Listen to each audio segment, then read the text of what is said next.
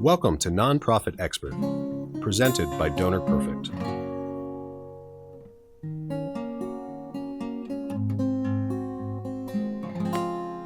Thank you so much for joining us. My name is Robbe Healey, and you are listening to Nonprofit Expert, presented by Donor Perfect.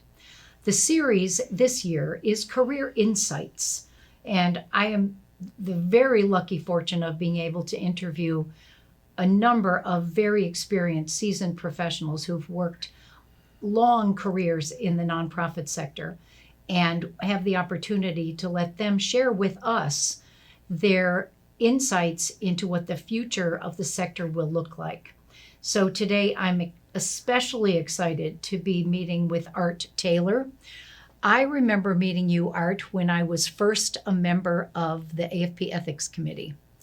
And I walked into the meeting room at the Lilly School of Philanthropy, and there was the famous Art Taylor, and the chair next to him was the chair I was supposed to sit in. And I will admit I had this flash of imposter syndrome. Why could I possibly be in the room with you? Because you had such a distinguished career at the Better Business Bureau, the Wise Giving Alliance, and you were the public member of the Ethics Committee. And now, of course, you're the CEO of AFP Global.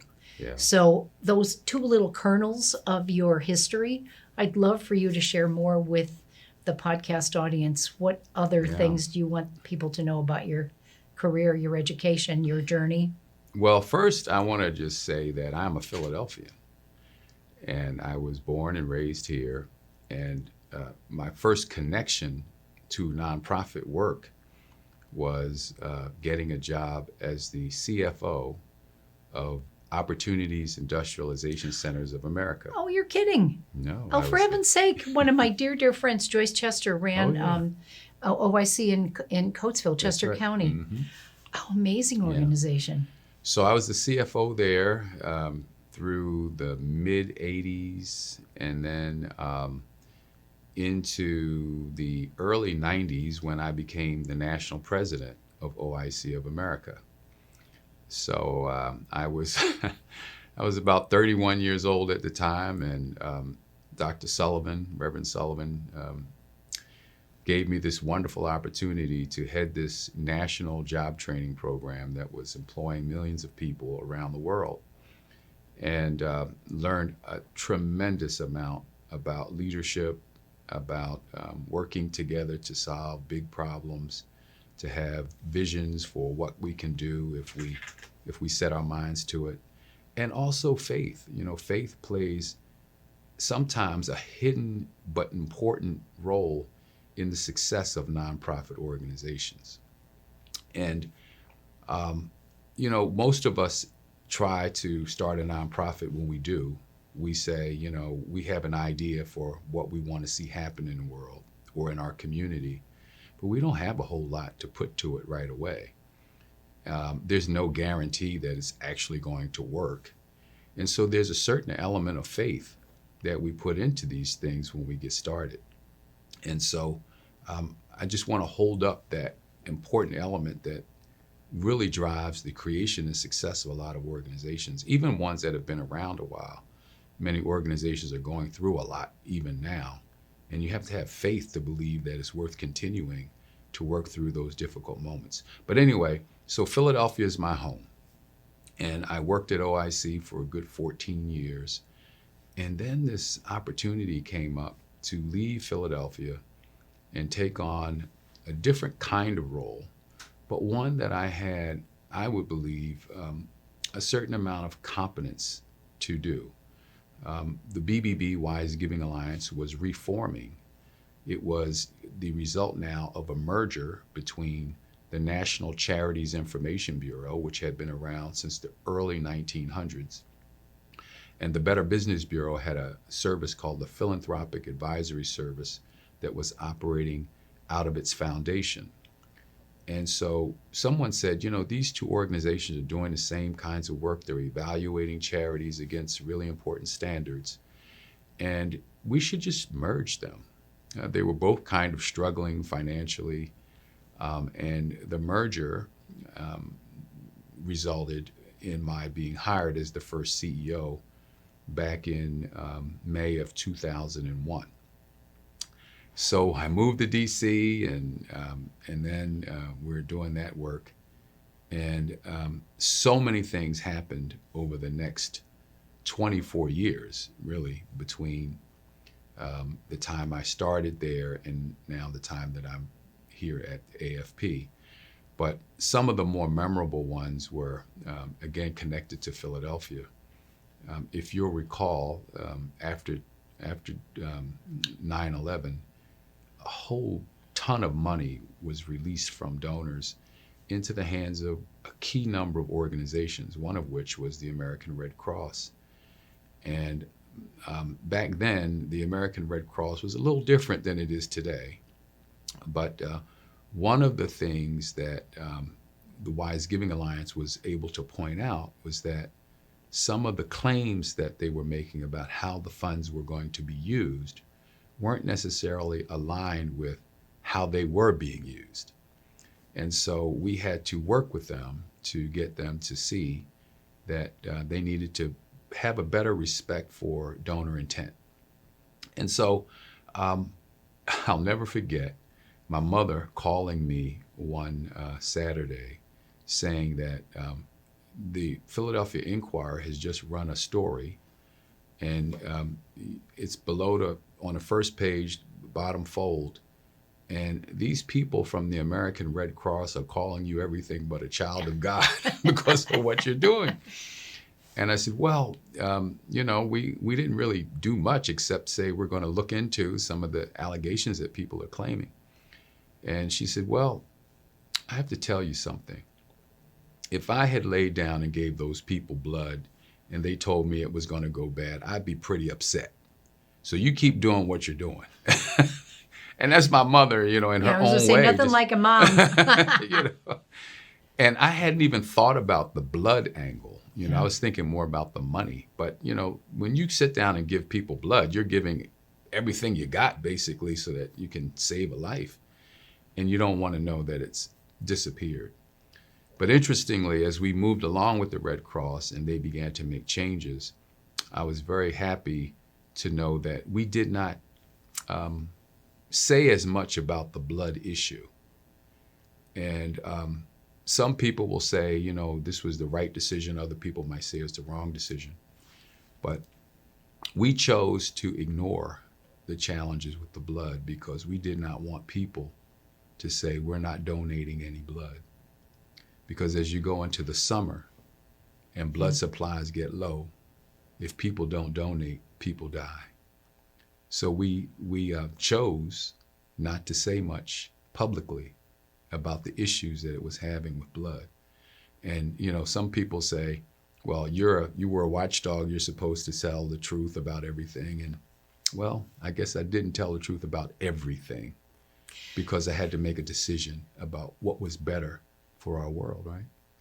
Well, isn't that what leadership is? I think it is. Well, and it's interesting, you brought up at least 30 things I'd like to probe. But I want to circle back to one, which I think is this idea of merging organizations.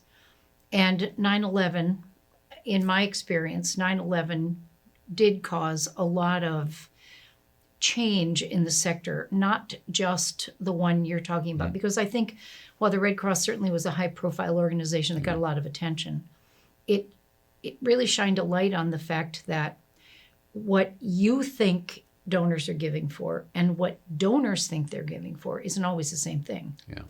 And in many cases, you've told the truth and they've heard it differently. Mm. So this, how do you create transparency in its purest form?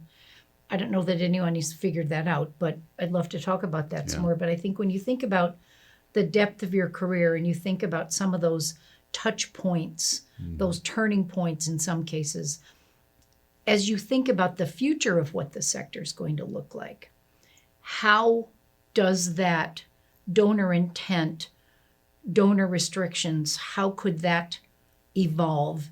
And also the whole idea that right now in 2025, we're at a inflection point globally with how government sees its role in caring for its citizens, and the nonprofit's always been the bottom line, the safety net, the first line of whatever, depending on how you see that.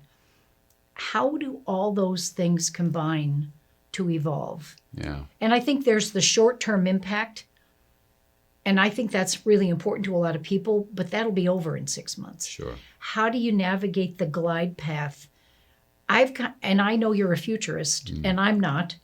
So I think of, I mean, we have to get through the present, but we also have to think about what the generative future is going to look like. Right. And how do you navigate both at the same time? Yeah, that's a difficult challenge for leadership, because in the nonprofit sector, we're always focused on what's happening this year, this week, and This can hour. we get everybody paid? Can we get the work done that we're trying to get through this year? But the way I sort of ask people to think is to imagine if you were in the transportation industry and suddenly someone said, you got to put together a 2-year plan. And the question was, should I imagine that cars are going to be connected? Well, if you only look out 2 years, chances are cars and vehicles won't be connected in 2 years. But if you think out 10 years, you can probably imagine cars are going to be connected to each other, and that people will have less control, or they will give up more control over how the vehicles traverse. They'll give up more control to machines connected to other cars to do that. And so if you're in that industry and you're not thinking 10 years out, then maybe you aren't planning to take the little steps that you need to take today to be ready. And for me, futurism is all about avoiding the catastrophic because you missed a shift, and trying to plan for that in a way that you're not surprised by things when they happen, but you're ready as best you can for them. So what I try to get organizations to do is think out longer than their strategic planning cycle and ask the question, well, what should we be doing now to be ready in the event of these things happening? What little investments can we make? What collaborations do we want to begin thinking about, right?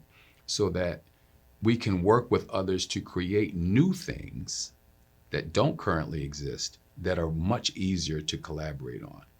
So for me, futurism is about innovation, collaboration, creating new things that don't currently exist, that also reduce the risk to any particular organization when they don't work.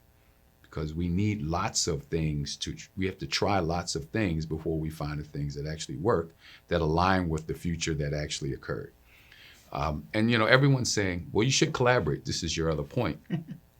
The Wise Giving Alliance merged with the National Charities Information Bureau to become this Wise Giving Alliance. That actually wasn't the kind of collaboration that I have in mind.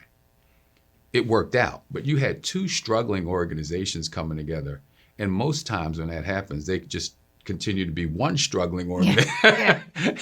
And the collaborations I like to see are ones where both organizations are doing okay. They're not likely to collaborate on things that they currently do because they're feeling, well, we're happy with what we're doing, we're happy. But if there's something new that they can do together, now that's a good collaboration, because not one of them has to spend all of their resources on it. And if they can do it together, they can both benefit because they're holding some of the value or some of their assets that it needs to create that thing, but not all of them. So that's the kind of collaboration I like to see. And it also creates, in a way, a need to encourage the success of your collaborator, which is kind of counterintuitive, right? Most of the times we come to these relationships, it's about, well, let me see what I can get from them. And they're thinking, let me see what I can get from you. And I got to protect my turf over here. Yeah, right. And they're protecting their turf over there. Exactly. Yeah. And so how do we create a different dynamic where I need you to be successful because we can't create this new thing unless you are. And that opens the door for asymmetrical collaboration. Sometimes it might be a really big organization and a really small organization, but that small organization might have a piece of the market that this big one doesn't have. Or they may have a specific know-how that this big one can't really create right now. It doesn't make sense for them to create.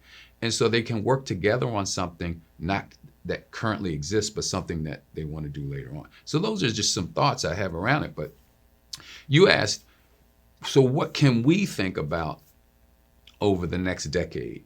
Obviously, AI is huge. But it's not simply AI. It's more around how we, I believe, learn to communicate across difference. Because we're not going to be able to succeed, I don't think, very well, if it's constantly a battle between I'm right or you're wrong. It has to be, I believe I'm right. Now let me hear what you have to say. And let's talk about this. Let's not demonize each other. Let's not assume that you don't know everything you need to know. Maybe you know some more things than I need you to know. But we have to work together and learn to communicate across differences so that we can achieve things. And right now, I just worry that we're not doing that. And the future is going to, I think, punish those of us who can't understand this. The future will punish us because you have to be able to communicate across difference, to collaborate. And you can't grow unless you do. So that's my concern, I guess, if I had a concern. Yeah, I think that concern is huge. I think we've somehow demonized compromise and somehow made compromise a loss. Yeah. And I think that's a tragedy. Yeah. Because while compromise may not get me everything I want or you everything you want, we don't need to. Yeah. And if we could return to collaboration as a way to get to good compromise, I think we could do much better as a society. And it's not just in this country. I think that's a global problem. Yeah. But I also think you talked about collaboration to create something new. Yeah. I've long been troubled, frustrated, and angry that the nonprofit sector is pilloried when it tries something that it doesn't succeed at. And that if you think about the for-profit sector, there's all kinds of failure. And it's funded robustly by investors because the 3 out of 100 that succeed are good. Yeah. And then we bring those directors, those volunteer leaders into a boardroom where if we try something in the nonprofit sector and we don't succeed, we're assailed for that. Yeah. Do you see a future where nonprofit research and development becomes a norm instead of a problem? Well, okay, so we have to look at signals, right, of where that might be the case or might not be the case.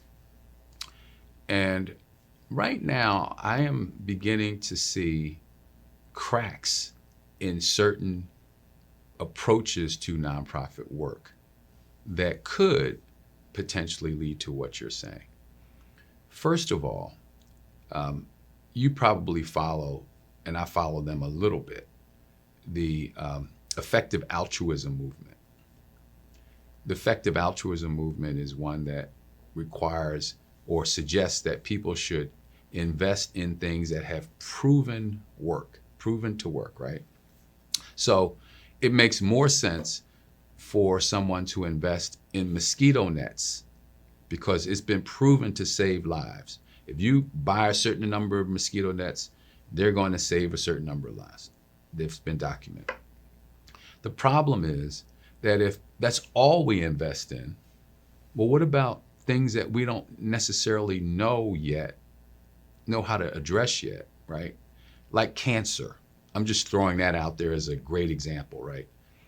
We need to continue to invest in cancer interventions and research so that one day, hopefully, we will find these cures, right?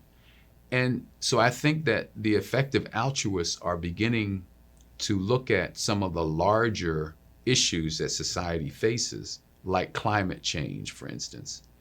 And they're saying some of these things are so catastrophic if we don't fix it that we can't simply invest today in things that we know that work.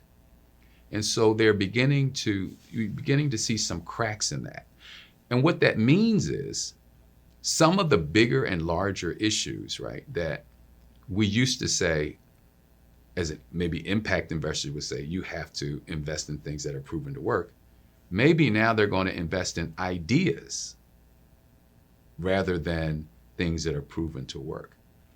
And if you invest in ideas, now you're getting back to innovation, which you're talking about. So I think there may be some signals that we get there. And I've often struggled with this idea that nonprofit organizations must demonstrate impact. Well, the first thing is we don't know what we're talking about most of the time when we say that. Because I can say that in the job training world, right, we trained 20 people and 18 of them got jobs making more than they would have had they not gotten that. But what I don't know is what happens to that person 20 years later. Yep. What's the ripple of that? That's the real impact, right? The real impact is that person got a job, now they're raising a family, and now who gets credit for that is the other thing, right? If that person turns out to be president of the United States, who gets credit for that? The job training program or all the other interventions or work and ideas and concepts that this person has come across and relationships that they've come across since that time? Who gets credit? So we're stuck in this world of causation and a whole host of things that really don't help us. They don't help us really understand the full effect of what nonprofit work is, which I believe is really about hope. Nobody wants to hear that, Robbie. But the work we do is about hope for the future, if it's about anything. It's about giving us personal agency over what may happen if we put our ideas and resources and align with others through the creation of these institutions to give it a try. Now, there are smaller organizations too that are doing single things. Like I loved it when I lived here in Philadelphia. There was the Fairmount Sports Association right on the boulevard where my kids could go play baseball and softball. And that's what they did. And it was a great experience for kids, nonprofit organization. And that's it. They weren't trying to change the world. They were just trying to create a way for kids to play softball. Fine. But they probably were changing. And they were, but we won't know that, right? We don't know. No, we won't. And my kids are doing amazing things. So yes. It's because they played sport. It's because But well, who's to that's the say point. it's not? But that's your whole point. That's my whole point. Yeah. My whole point is they got together. They weren't trying to change the world. They were just trying to give kids a place to play baseball. Great. Some things may have happened to those kids as a result of that now changes the world. But you don't go out, I don't think, in many smaller organizations thinking we're going to change the world. We're just going to try to help some people in our community do a thing, and that's great.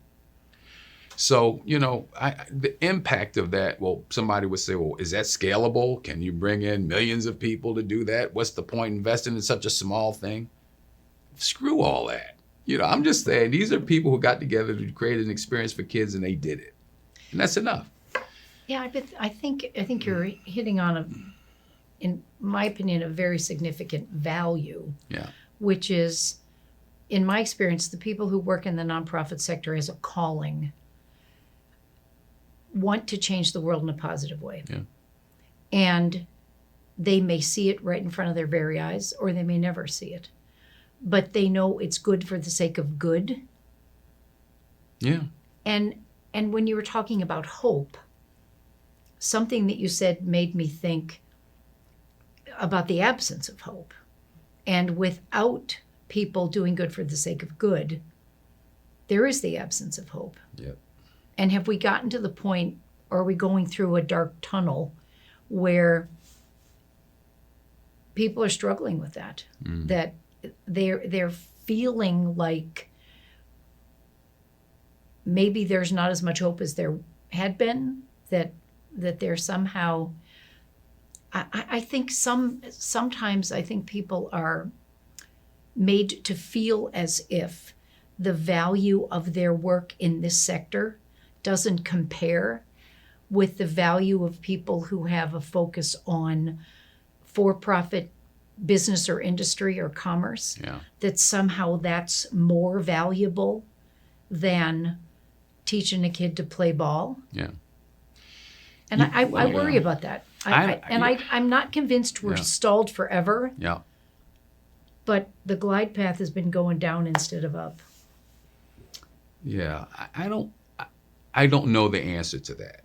I will Well, just why say. not? But I do know this, or I feel this way, that without hope, we're doomed. I would agree with that. I don't know. Purpose in life means everything. How do you get up in the morning if you don't have any purpose? However you define it. And sometimes that purpose comes from something you want to see happen. You don't have the solution yet, but you're going to work every day to try to figure out what that is. And therein lies hope. Without that, what's the point? And there's no point. So, and I think there are studies that are now showing that people live longer when they find that they have purpose in life than people who haven't figured that out. Maybe we're healthier because we are doing something that brings us joy, right? And I think some of us who work in the nonprofit sector do it because of the joy we get out of it, even though there's a lot of angst and, painful times too. But we know that what we're shooting for is something better than it was when we got started. And we feel that we're living lives of purpose. So I think that is really important. Now, as far as the future, one of the huge challenges and shifts that we're seeing, right, is the explosion of the need that people have for mental health support and trauma reduction, right? It's an explosion. If you go to any college or university, for instance, high percentages of children, they're young adults now, have gone through some type of mental health counseling or emotional support. And it almost feels like the world has changed since the days when maybe you and I grew up, although we probably had our own trauma. Maybe it just went untreated. But now we're acknowledging it and people are taking advantage of it, and that's great. But in that acknowledgement, how does that also shift the way we go about doing things so that people don't have to have those traumas? And I think that, for me, is a big shift potentially of value for the nonprofit sector. I think as we become more empathetic, as we become more caring, as we become more insightful about the challenges that everyday life brings to some people who come to this earth with certain conditions, right? Then the more likely we are, I think, to want to work in institutions that are focused on trying to do something about these problems. Whether that be business, because not every good thing has to happen in a nonprofit, it can happen in a business, or whether that be in a nonprofit. And I think the other big shift or concern I'm worried about right now is this lack of trust in institutions in general. And I want to go back to, again, the times that maybe I grew up and you grew up. People want to say things are worse now. They maybe are in terms of how much people trust institutions compared to those times. But it doesn't mean that the institutions are any better or worse in reality, right? It just means that we see more today. And so the things we see cause us to have less trust. And is that a function of communication in the media? Well, the media's exploded, right? So we can't even, of course it is, right? We have cameras, we have ways of communicating now that we couldn't have dreamed of back then. And so we're seeing lots more. We had 3 TV stations when I was growing up. Well, no, 4, because we had public television. We had public TV, and that's gone now. The big 3. Right. So I just think of what information we have available to us now, and most people are sadly getting their information from social media. which can be good sometimes and really misleading in other times. And so we're seeing things in a way that we didn't see before. But it doesn't mean that those institutions are better or worse. It does mean that the institutions have to do better. You know, when people are calling you out because you've done wrong, you have to do better. And that's not a bad thing. But I also think it's wrong for us to just think we can cancel institutions. The only way we can really get things done collaboratively is in an institution. That's why we create them, so we can work together in a concerted way to get things done. And so that is a growing concern, and people want to give peer to peer. So they're still generous. People are still increasingly generous, but they're not giving to institutions. Now, that's a whole nother conversation about why that's not happening. But some of that has to do with, I think, the lack of trust that people have in these institutions as well. They rather give to their friend directly. Yeah, I think that's an interesting phenomenon, and I think there are some people who attribute that to generational behavior. I'm not sure it's all generational, because I think about the people who were leaders when I was early in my career. They were asking each other. So were they giving to the person they respected, trusted, and admired who happened to be connected to the institution? Or are they giving to the institution through that person who they knew? Someone might have figured that out, but it wasn't me. Yeah. But I also think it's always been a very connected experience for people who are genuinely involved. Yeah. You know, you've mentioned leadership a great deal. And I think if someone had given you great career advice 40 or 45 years ago, what would it have been? I don't know what it would have been. But if you could give the leaders of tomorrow your insights and advice based on the various turning points you've seen over your career, are there things that stand out for you, things that they should be mindful of, take advantage of, be careful of, anticipate?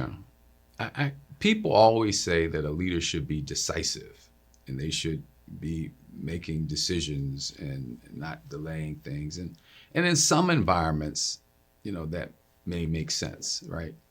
But I think increasingly what's more important is to listen to the people that are part of your organization and learn from them. And don't make your first act to destroy something without understanding that you're destroying it and the repercussions of it. Especially when you're coming into an organization. If you're just coming into something that's already existing, you need to understand what the culture is, why they do what they do, before you just start making changes to things, unless there's some kind of crisis going on. But so the first thing I would say to people is listen, and not just to catch people in things, but listen to really understand what's going on and why. Then you can begin to work with people to make the kind of changes, whether they're large scale or micro, that can help the organization move forward. So to me, that's number one. And again, because our systems are moving so quickly now, because we see rapid change happening all around us, because a company with a product that's at the top of the market may only have a year or two before it's disrupted by another product. We have to constantly be innovating. If you're not listening to the people who are doing the work, who are managing different units in your enterprise, then that means you want to be the sole arbiter of what innovation is. And that's a mistake. I can't see it as anything other than a mistake. Now, as a leader, you may come in with ideas, right, for how you want to move the organization forward because of a perspective that you have that many people in your organization won't have had. Because if you're a leader, you've seen some things maybe that they haven't seen. That's great. But now it's about taking those ideas to those people and saying, hey, could this work? How might this enhance the way you do your job? Could this be a way for us to succeed in ways that we haven't? and to kind of push in a way that people begin to see what's possible through these ideas and give you feedback on whether they can actually occur or not. So it's a little bit of both. It's not simply top down. It's not simply bottom up, but it is a reflection of everyone's abilities and positioning in the organization to contribute to something different happening in that organization. So to me, that's the first thing, is just listening. Sounds like collaboration. It's all about collaboration. You've got a theme going on here with collaboration. Yeah, I mean, I think you're, well, when you come to an institution and people have been doing jobs for a while, you're a fool to not respect that and see what you can learn from that as you lead them. And we're also at a point where people have choices. I mean, if you're a fool as a leader, they don't have to stay. They certainly don't. They certainly don't. If you don't respect them, if you don't give them a place to express what they're feeling, sensing, and knowing from doing that work, they can just leave. So as leaders, do we want people walking out the door? I think the worst sign of a leader is one that has a revolving door. The Wise Giving Alliance, nobody left. And that, I look at that as me being a pretty good leader. Nobody wanted to leave. And we got our job done. So, but they also had agency over what we did in the organization. When we did something new, many cases it was them who came up with the ideas. And I was just like, great. So I've created a culture where people feel good about coming up with new things because they understand the broader picture that I've painted about needing to innovate and standing behind their ideas to innovate. Sometimes they work, sometimes they didn't. We don't penalize people for things that don't work. We encourage people who come to us with new ideas. That's what we need to do in these organizations. It's scary. I mean, most leaders you talk to will be people who are wanting to control things. And I kind of understand that, right? Because in the end, the board or the people you're accountable to are going to be asking you the questions. They're not asking people below you the questions.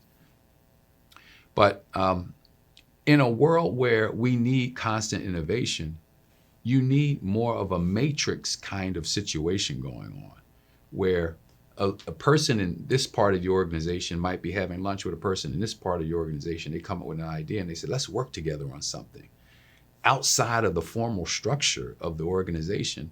And then they can come to their leaders and say, you know what, this might work. And that's how you get innovation going. So it can't just be about the leader. It's got to be about the environment the leader creates for that kind of innovation to occur. Earlier, in the very beginning, you were talking about Dr. Sullivan finding you early in your professional career and giving you an opportunity that perhaps you hadn't even thought about. Yeah.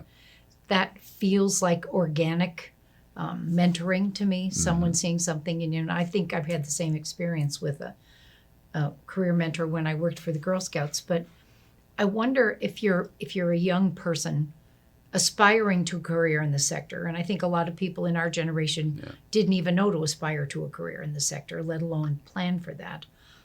But if you are, what, other than the organic kind of glide path that we had, what are the kinds of things you think they could intentionally study, learn, intern, practice, prepare for that would help support them in becoming successful in a sector where caring and hope is the core business? I'm about to jump out my seat when you asking me that question. Okay. I hope in a good way. In a really good way. Because, I do this job. I'm the CEO of the Association of Fundraising Professionals.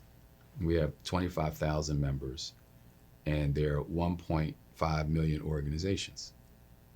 25,000 members, 1.5 million organizations. Are we up to 1.5? Yeah, right.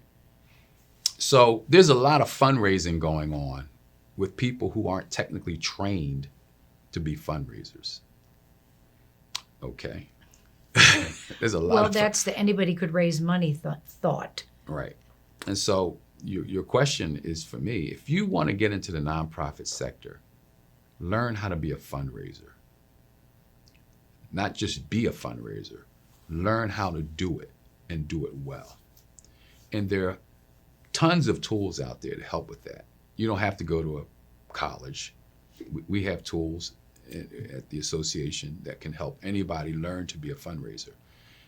And yet, as you said, anybody can be a fundraiser.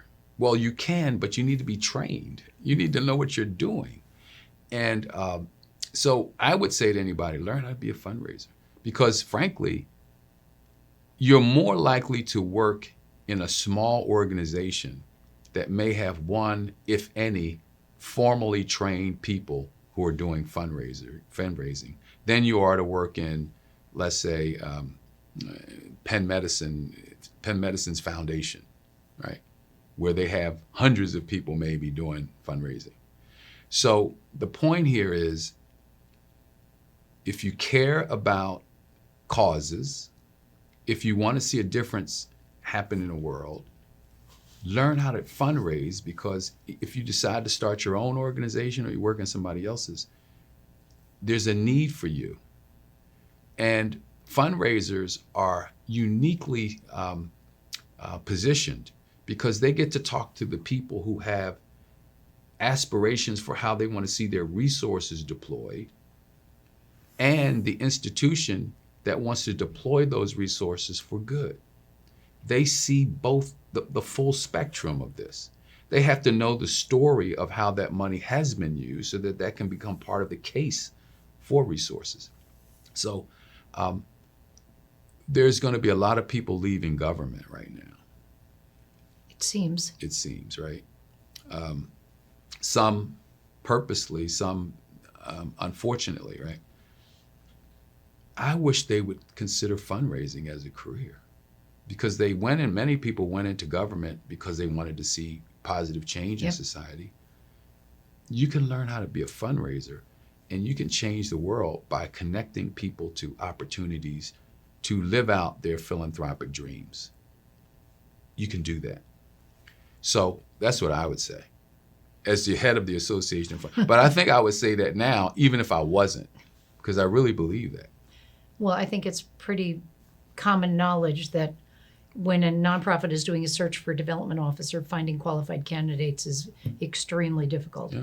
Finding candidates might not be difficult. Finding qualified candidates can really be. Qualified. And then I think, you've got that chicken and egg problem of investing in that sector of the work within an agency, because board members, good-intentioned people without a depth of knowledge, don't realize that donors are a constituency as important as the people served, because without both, there's no work done. Right. The first fundraising training I ever took in 1982, the late Hank Rosso was still alive, running the fundraising school. And I wrote this down on my notebook. I had no idea what it really meant, but it was written down. He said, the degree to which your organization will be successful in fundraising is related to the degree to which they see donors as a constituency as important as every other constituency. There you are. And it is. There you are. So if you hire highly qualified people to deliver services to your participants, but you don't have highly qualified people engaging with your investors, you have a disequilibrium that doesn't serve well. Doesn't work. And this is why boards are so frustrated.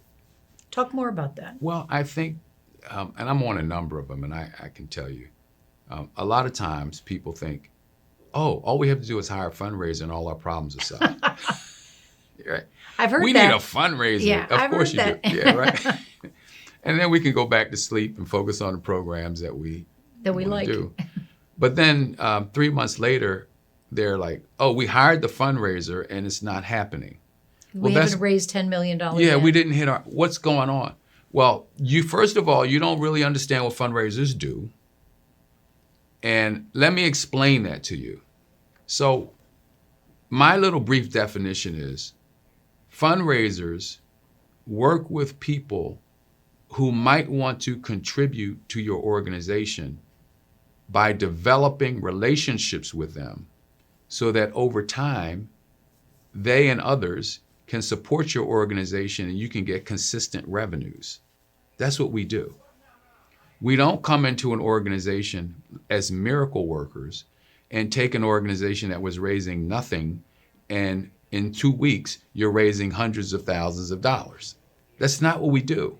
Certainly not. And so if you're not willing to support your fundraiser to do the work that I just mentioned, which is a longer term prospecting approach, a longer term building your fundraising institution support, then you're going to be frustrated. And that fundraiser is going to leave. Yep. You may ask them to leave. By the way, average tenure right now, I'm sad to say, is somewhere around 18 months for a fundraiser. That's terrible. Because in 18 months, you're just maybe getting to the point where you can see some breakthroughs, right? But they're so frustrated trying to demonstrate to this recalcitrant group of board members that this is the process. No, we need the money. This is the process. No. Yeah. and then there's finally, I give up, I'm gone. Yeah. So that's something else that I hope we're able to do, which is to get boards better educated on what fundraisers do so they can better support them. And it isn't simply, we need you to go out and ask for money. I hear lots of board members don't like to ask for money. Okay, fine. But you can support them by asking the right questions about how they're doing. So for instance, how many calls did we make this month compared to what our goal was? How many letters did we get out compared to our goal? How are we doing with regard to those relationships? Meaning, are we moving people from when we first found them to another place where they're getting closer to that gift? And how do we document and record that? Those kinds of questions is fair for a board to ask. And at any point, a board member might step in at that point and say, you know what? I might be able to help you move this donor from here to here. I kind of know them a little bit and I kind of have some experience there. I might be able to help.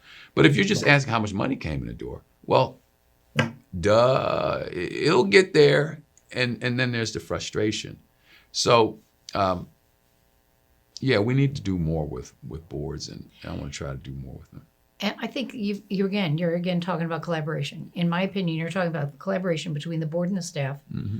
And as you were talking, I think about K, Sprinkle, Graces, AAA boards, ambassadors, advocates, and askers. Mm-hmm. And if you've got me for 18 months or less, then I want you out there as the ambassador telling the story. Yeah. I don't want you asking for money if you don't know how to do that. Right. But I want you telling the right stories in the right way to the right people so that the mission of the organization is better understood.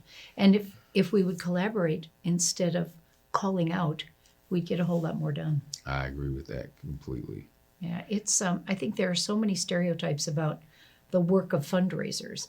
And in my opinion and experience in this country and culture, we're socialized from childhood never to admit what we don't know.